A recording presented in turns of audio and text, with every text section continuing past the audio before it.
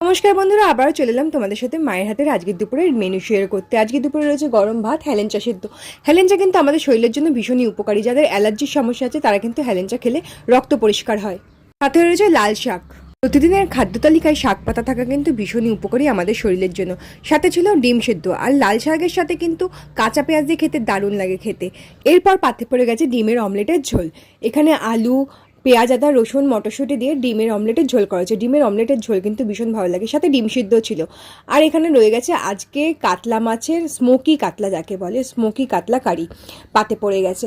এটা মাছটাকে প্রথমে মশলাপাতি দিয়ে ম্যারিনেট করে পুরানো হয়েছে, পুড়িয়ে তারপরে এই গ্রেভি তৈরি করে এই মাছটা রান্না করা হয়েছে।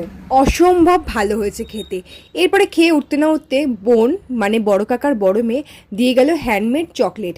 অসম্ভব ভালো হয়েছে খেতে। জানো তো, তোমরা যদি কেউ অর্ডার করতে চাও আমাকে ইনবক্স করতে পারো। হ্যান্ডমেড চকলেট, একটা টুটি ফুটি, একটা চকো চিপস দিয়ে করা, দারুণ।